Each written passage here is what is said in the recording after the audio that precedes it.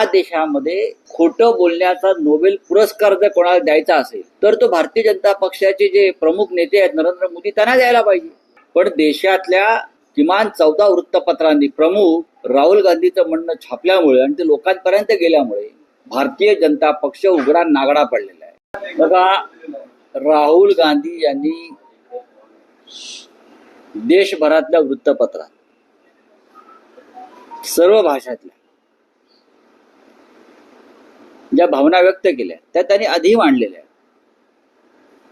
की महाराष्ट्राच्या विधानसभेची निवडणूक ही भारतीय जनता पक्षानं हायजॅक केली, चोरली, लुटली, दरोडे घातले. हे सातत्यानं राहुल गांधी सांगतात, आम्हीही बोलतो आहोत. महाराष्ट्रामध्ये भारतीय जनता पक्ष आणि त्यांच्या टोळ्यांचा विजय होऊ शकत नव्हता. 6 महिन्यापूर्वी लोकसभा आम्ही जिंकल्यावर असं 6 महिन्यामध्ये काय घडलं की ज्याच्यामुळे तुम्हाला इतका मोठा विजय प्राप्त व्हावा? एकतर्फी हे लाडकी बहीण वगैरे हे सगळं ठीक आहे. या आवरणाखाली तुम्ही ही निवडणूक हायजॅक केली. मी तर नेहमी म्हणतोय की विधानसभेची निवडणूक झालीच नाही. जी झाली त्याला निवडणूक म्हणत नाही. राहुल गांधीने जे 5 मुद्दे उपस्थित केले आहेत ते वारंवार केलेले आहेत, आंतरराष्ट्रीय स्तरावर केलेले आहेत. आणि भारतातली लोकशाही ही मोदी, शहा आणि फडणवीस यांच्यासारख्या नेत्यांनी कशी हायजॅक केली आहे, लोकशाहीची मूल्य कशी पायदळी तुडवली आहे. निवडणूक आयोगापासून त्या अनेक संस्था ज्या आहेत त्या कशा अस्वस्थ करून सोडलेल्या आहेत.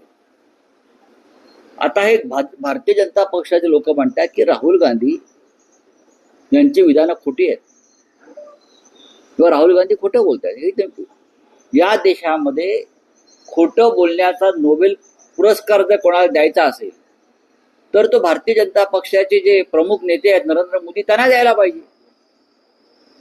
राहुल गांधी ही असामान्य व्यक्ती आहे. राहुल गांधी हे संविधानिक पदावर बसलेली व्यक्ती आहे. लोकसभेचं विरोधी पक्ष नेतेपद हे संविधानिक पद आहे. त्याच्यामुळे राहुल गांधींनी जी विधानं मांडलेली आहेत त्याला सुद्धा तेवढंच महत्व आहे विरोधी पक्ष नेते म्हणून. हे देवेंद्र फडणवीस आता त्यांच्या अंगाचा तिळपापड झालेला आहे.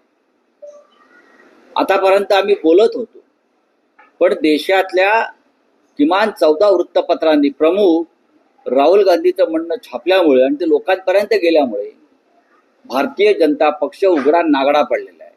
देवेंद्र फडणवीसांनी लेख लिहावा, ग्रंथ लिहावा, नवी गीता लिहावी या विषयावर. तुम्ही कसे जिंकलेला आहात, तुम्ही एकनाथ शिंदे, अजित पवार महाराष्ट्रात, हे अख्ख्या जगाला माहिती आहे. भारतीय जनता पक्षाची ताकद त्या याच्यात इतकीच होती ते 25 जागा जिंकू शकत नव्हते. एकनाथ शिंदे 10 ते 15 जागा जिंकू शकत नव्हते फार तर.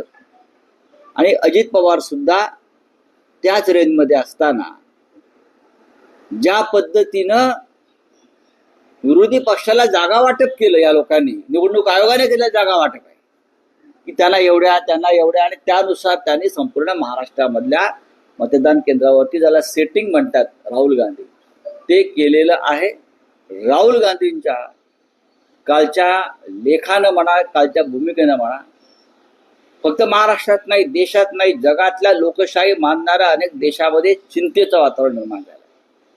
आणि देशाच्या जनतेलाही कळलंय की नरेंद्र मोदी आणि कंपनी निवडणुका कशा प्रकारे जिंकते हे स्पष्ट झालं.